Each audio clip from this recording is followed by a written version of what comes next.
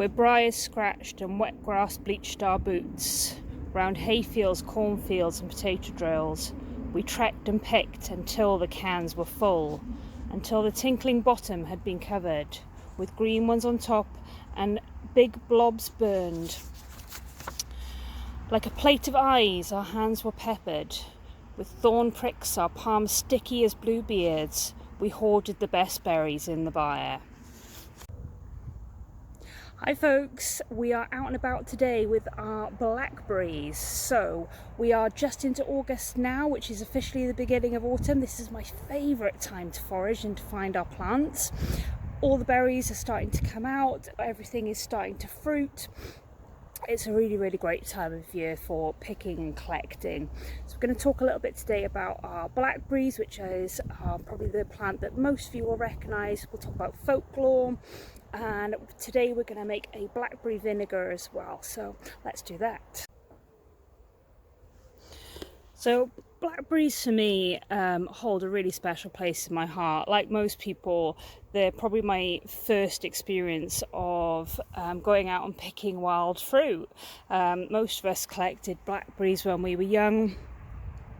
Most of us will have memories of doing that and going and making blackberry crumbles or whatever else you did with them. So they have that really nostalgic place in childhood for me, and probably for a lot of other people as well. I'm not going to spend too much time on identification features because I'm guessing most of you know them.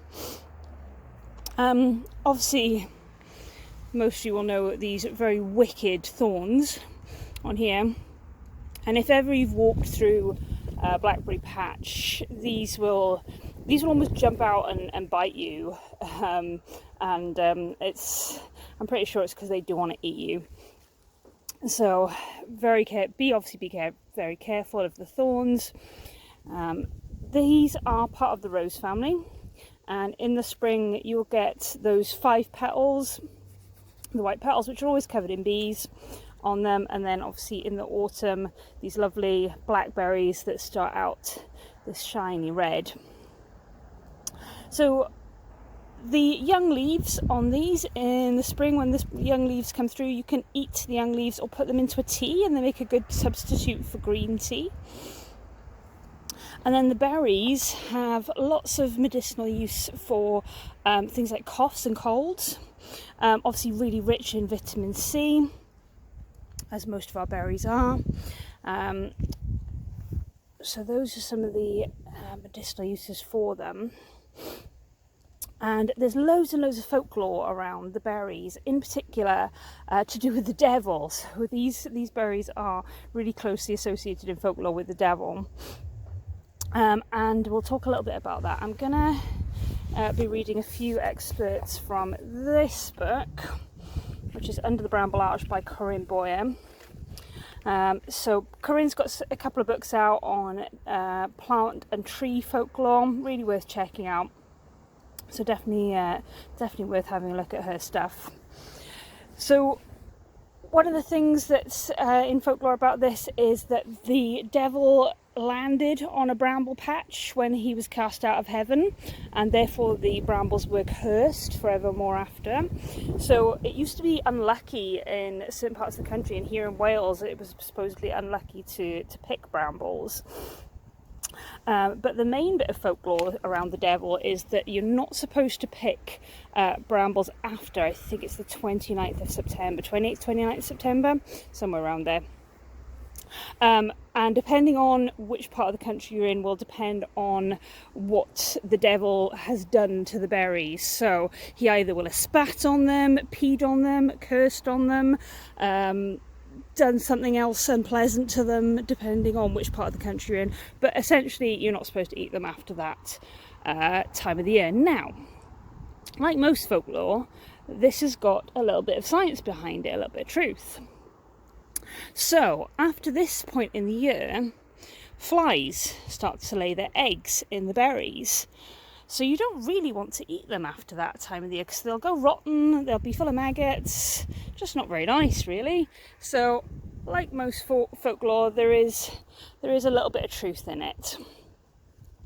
And then there's loads and loads of folklore as well about magical uses of the brambles. So this is where I'm going to get the book out. So let me just grab that.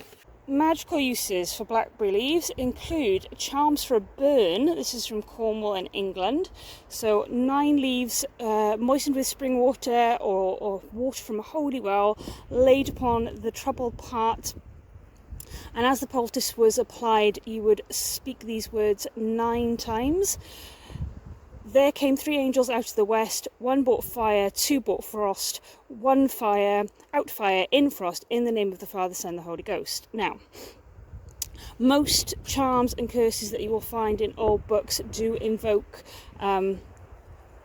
Jesus or God. They are Christian in nature. Okay. Obviously, you can change them if you really want to. You've also got an Anglo-Saxon one here, which is a rune against witchcraft or elvish tricks. So on this one, you take the bramble apple and you pound and sift them into a pouch, lay them under the altar and sing 9 masses over them, and then put the dust into milk and drip holy water 3 times upon it and drink it every hour. So those are some magical charms that include blackberry. There's also folklore around bramble arches as well. So when these brambles grow, they can sometimes form a natural arch.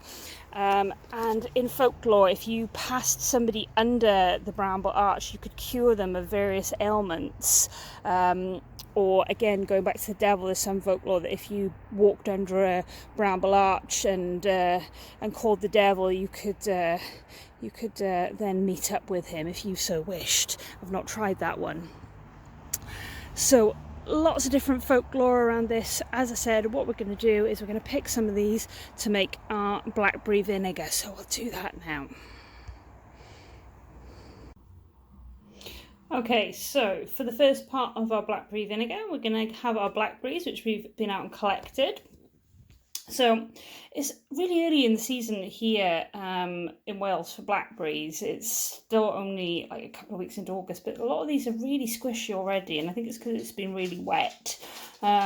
So I don't know what it's like in other parts of the country, but I think these are going to turn over and not be good for picking for much longer. So I think this is probably the best time to get them.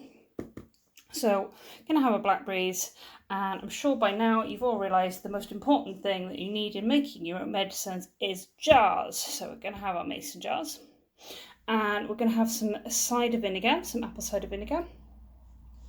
And all we're going to do is we're going to mix equal parts cider vinegar to the blackberries in the jar, and we're going to leave it there then for 7 to 10 days. So let's do that.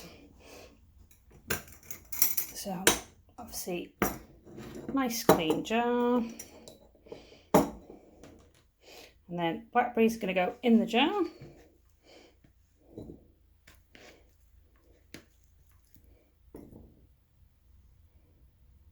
And then the rest of these are not going to go to waste. I'll use these for some other recipes. So blackberries in a jar, and then we're going to add our cider vinegar. So just going to top all the blackberries up with the cider vinegar.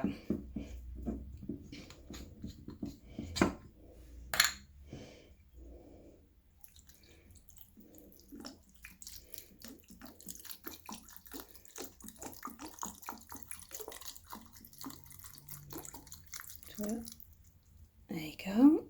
I'm going to add a little bit more there. So making sure our blackberries are nice and covered, and then all we're going to do is seal this and leave it for about 7 to 10 days, and then we'll come back to it. So I'll see you in about 7 to 10 days. Okay folks, so we're back in the kitchen. What we're going to do now is the second part of making the blackberry syrup. So we're going to strain off the blackberries from the vinegar. You've seen me strain off plenty of other times before. So muslin cloth. We're just going to use that to strain the fruit off from the liquid. And then what we're going to need then is we're going to need some sugar. So roughly you need about 450 grams sugar to 700 millilitres of liquid. So we're going to do that now. We're going to add that, and then what we're going to do is we're going to pop it on the hob to simmer.